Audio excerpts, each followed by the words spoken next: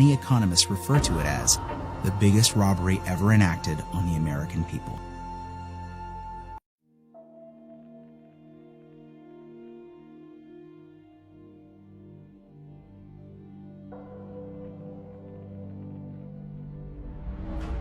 In order to begin to understand how our financial system works, we need to go back to the early 1900s, 1910 to be exact. Everyone at some point in their lives has heard of the Federal Reserve, but most likely don't understand what it is or how it works. The Federal Reserve, referred to as the Fed, is a central bank that many economists refer to as the biggest robbery ever enacted on the American people. The reason for this is because the Federal Reserve is neither part of the federal government nor does it have any reserves.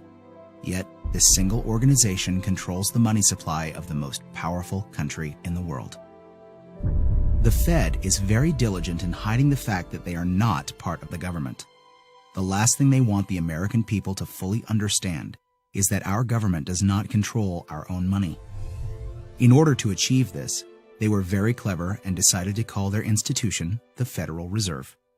And by labeling themselves this way, the general public never thought twice about who was in control of the country's money supply. If the Federal Reserve is not part of the government, then who controls this private organization and how did this come to be? The answer to this question is what changed the course of our country forever. In November of 1910, a secret meeting took place of 6 bankers and economic policymakers who represented the financial elite of the Western world. It was hosted at the J.P. Morgan estate on Jekyll Island in Georgia. In attendance was Senator Nelson W. Aldrich, Abram Pyatt Andrew Jr., Assistant Secretary of the Treasury, Frank Vanderlip, President of National City Bank of New York, Henry P. Davidson, Senior Partner of J.P. Morgan and Company, Charles D. Norton, President of First National Bank of New York, Paul Warburg, Director of Wells Fargo, Benjamin Strong, the emissary for J.P. Morgan, and coincidentally, the first president of the Federal Reserve. Years later, Frank Vanderlip referred to this meeting as the actual conception of what eventually became the Federal Reserve System. This meeting was so secret at the time that not even the names of those who attended were mentioned to the servants who lived and worked on the island. The men who attended came on a late-night train, claiming to be on their way to a hunting expedition, but instead, these bankers met with Senator Nelson Aldrich to draft what would eventually become the Federal Reserve Act. This private meeting, attended by some of the most powerful men in America, was strategically designed to take control of our country's money supply and to achieve ultimate power in America. Mayer Amschad Rothschild, one of the most powerful European bankers of his time, stated it best when he said, "Permit me to issue and control the money of the nation, and I care not who makes its laws." On December 23, 1913, 2 days before Christmas, when most people in Congress were home with their families, the Federal Reserve Act was signed into law by President Woodrow Wilson. That single act, however small it may seem, transferred the control of our monetary system from our government into the hands of some of the wealthiest men in our country. Putting into law the Federal Reserve Act gave unlimited power to a few wealthy banking institutions in America. The Fed has the power to issue currency, manipulate interest rates, and run secret bailouts.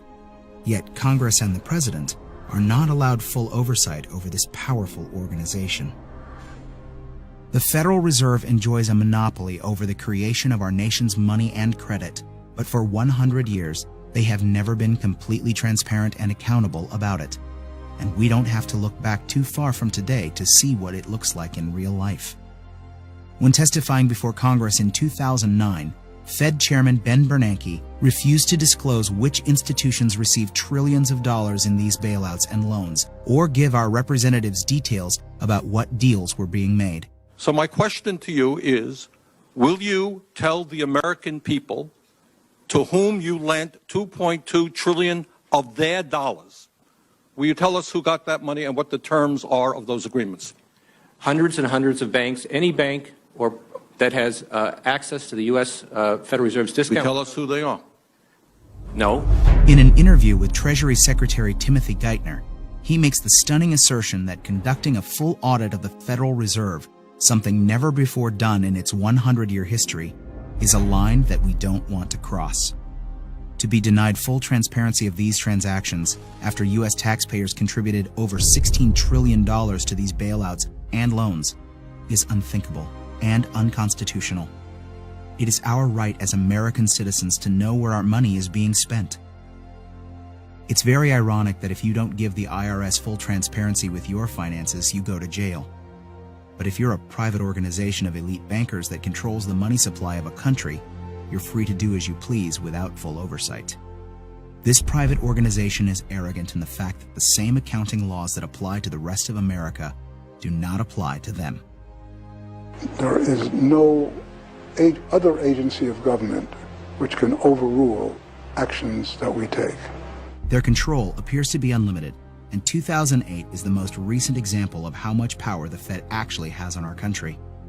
Many of us were told in private conversations that if we voted against this bill on Monday, that the sky would fall, the market would drop 2,000 or 3,000 points the first day, another couple thousand the second day, and a few members were even told that there would be martial law in America if we voted no.